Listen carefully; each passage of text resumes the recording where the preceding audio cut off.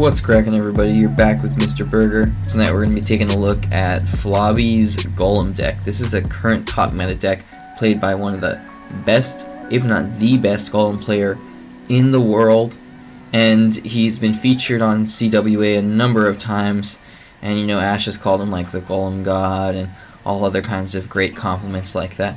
You know, and this guy and I think Royale, who admitted that this guy taught him everything he knows, are like two of the best Golem players in the world. So this deck was covered on that channel, and they went into some good depth onto how to play it, and you know, gave some live match examples. So I decided I would try it out myself, break it down a little bit, give you guys a few of my own tips based on what I found out through playing it, and just based on my current knowledge of how to play Golem decks in general. So it's not too different than most Golem decks. It's pretty reminiscent of most typical Golem decks. One thing that you notice though is that there's no Night Witch. So it's not like a Golem Night Witch beatdown deck. Definitely not a Golem Night Witch clone deck, which is something that I love to do. But you do have some other cards that are very staple in most Golem decks, such as the Baby Dragon, the Mega Minion, the Lumberjack. These are cards that you see a lot in Golem decks, and they just synergize really well with the kind of theme of the Golem deck, the big beatdown push that you have, for various reasons. The Mega Minion is just a nice cheap support card. It fits into just about any deck. You know, it attacks air, it's got really high DPS, so it can take out support units really quickly, or contribute a high amount of DPS to a tank. And it's cheap, like I mentioned. It's just a great card all around. Baby Dragon is ranged, it's air, it has splash damage, it's really tanky. It just synergizes and supports the Golem really well. It works great in Giant decks too, and obviously in Lava Hound decks it's great too because it's another air unit. So it's really paramount in these big kind of beatdown push decks. That's mostly where you see the Baby Dragon nowadays. You don't see it too much in too many other places, except for early on. In early arenas, it's one of the earlier cards that you can get, unless they changed it. I know that it was that way for a long time. So if it's like one of the first epics that you unlock, or you invest a lot of requests and stuff into it, you can definitely use it in your deck otherwise. But generally, you mostly just see it in these big beatdown push decks. And then the Lumberjack, of course, goes really well in Golem decks. He's good in a lot of decks now, but traditionally he fits into Golem decks above all. Like, that's where you would see him most. And that's because he just sits behind the Golem and does an insane amount of DPS, while the Golem lives forever and tanks. And yes, he's really fast moving while the Golem is very slow, but if you put him behind the Golem, or as long as you send the Golem in first, the Golem's definitely going to tank most, if not all, of that damage, while the Lumberjack just wreaks havoc on all the units, and if it connects to the tower, that tower is as good as gone. Now this replay is going up against the Mortar Rascals bait deck that I covered not too long ago, and if you guys haven't checked that video out yet, definitely be sure to do so. That was a really fun deck to play, and a fun video to do. I did it live. So be sure to check it out, and yeah, I break down how to play this particular deck. It's really popular right now. Pretty much the only meta Mortar deck right now, to be honest. So anyway, let's get back to the deck at hand. We're talking about the Lumberjack and how he synergizes really well with the Golem because he's got that crazy DPS, while the Golem tanks rather, all of the damage. On top of that, the Lumberjack, when he dies, he drops that rage effect, as you guys know. And that is particularly good in Golem decks because then the Golem and all the units behind him that are staying alive and being tanked for by the Golem are going to have that rage benefit, and you'll just get this big push going. And if you have a rage on top of a massive beatdown snowball push, then it just obliterates the tower. The tower, like I said, with the Lumberjack is as good as gone. Alright, let's talk about the splash synergy in this deck. So the Baby Dragon naturally fits into Golem decks, like I mentioned, and it fits into a few other things as well.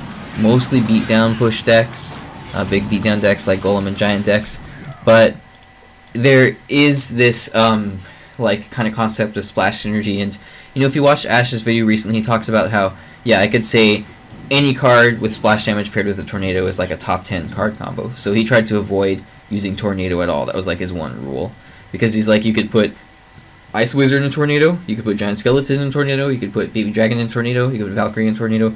There's so many cards that you could put paired with Tornado. Basically anything that does a consistent amount of splash damage, like Bomber, or Wizard, or Executioner. See, like, the list goes on and on. right? Even things like Golem, potentially, the death damage, you can tornado everything into the Golem right before it dies, and the death damage from the Golem synergizes with tornado. So this deck has a lot of that synergy, and that's the main reason that you have the Ice Wizard in there. And the Ice Wizard was kind of, he's been up and down in the meta. He was popular when he came out, and then he kind of fell off for a long time. Then he was relatively popular, and as of late he's been more and more popular. He got a few buffs here and there, mostly just that kind of increase to the duration of his slow, because whenever he attacks, it now slows for like 2.5 instead of 2 seconds or something like that. It's just a slightly longer duration for slow. But anyway, he works out really well in decks with the Tornado, and on top of having the Baby Dragon there as well, you got 2 cards that synergize amazingly well with that Tornado, and you want to use this kind of Tornado Splash synergy to support your Golem really well, and as well as you want to use it on defense to get some positive elixir trades, and then go for a big push. But that being said, do keep in mind that this is a Golem deck, so don't be afraid to lose a tower. You want to commit generally to one lane, one big push, and if you decide, okay, I don't want to invest elixir into defending, and you completely lose this tower, that is not necessarily a bad decision to make. In often cases, that's the right decision to make.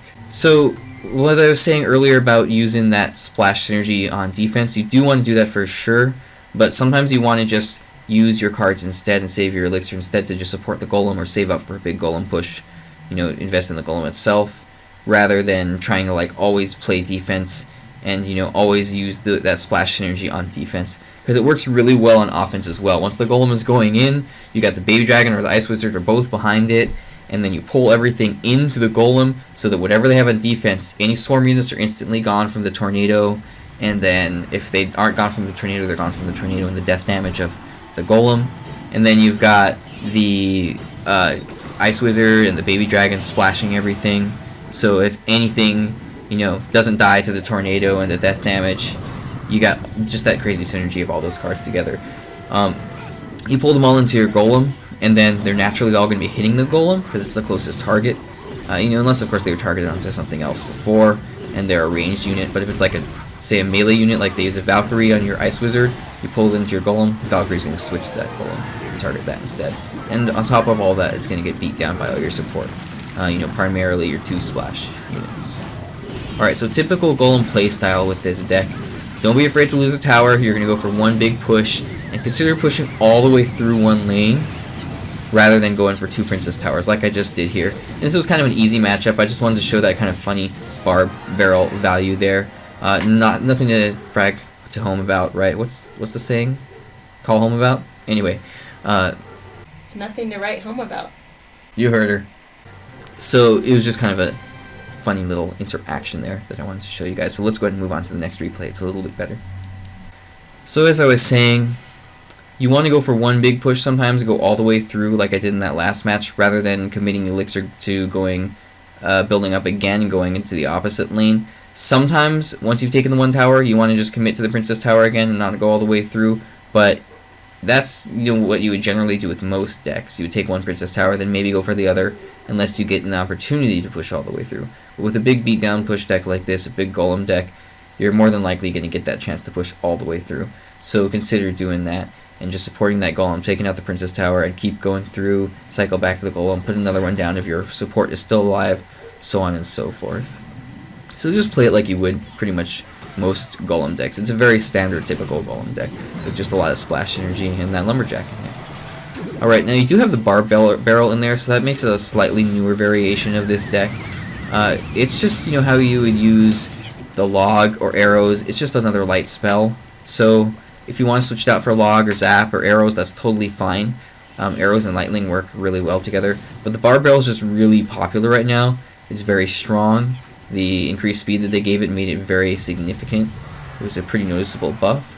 So definitely try it out. Flobby's using it, so if he's using it, then it must be pretty decent. So give it a shot. If you don't like it, like I mentioned, you can switch it out for one of those other light spells. The lightning is your heavy spell. It's great for Inferno Towers, Inferno Dragons, and God forbid you run into any Sparkies, right? Well, you almost never see her out there anymore, but occasionally you will run into her, and then the lightning, of course, is naturally going to be a good counter to her, because it does a ton of damage, and it also interrupts her charge up. But Most importantly, you're going to be using it on Inferno Dragons or Inferno Towers, and you're also going to be using it to take out pretty much any mid-range support unit, like a Wizard or a Musketeer. I don't think that it kills... I know it doesn't kill Bowler, I don't think it kills Executioner, but I'm not 100% on that one. I'll have to double check on that. Alright, so what else did I want to talk about? You got some opening moves. I generally, in most decks like this, you don't open with the Golem. I would cycle in the back with like the Ice Wizard or the Baby Dragon, maybe the Mega Minion or the Lumberjack, or just hang tight, wait to see what they do. But that being said, I found it works out pretty well if you just open with the Golem, because you're going to commit to one lane anyway. And sometimes they'll try to like pressure push in the opposite lane, but you're not seeing as many like bridge spammy kind of pressure decks, not as many hog decks these days. I feel like we're seeing a lot more control and like 3 Musketeers and beatdown and stuff like that. So it's a little bit safer to open with the Golem in the current state of the meta. And then sometimes you'll notice that they're like trying to think about, okay, how am I going to react to this Golem? And in that time, you're basically stacking up Elixir. You're using that time to your advantage, getting more Elixir that you can use to support your Golem. You're able to get a big Golem push going early on in the game before they can do anything about it. Take out a tower, and that's the end of that. Alright, I want to run through card replacements really quickly here, and then we will call it a video. That is the last replay that I had for this, so I'll make this quick.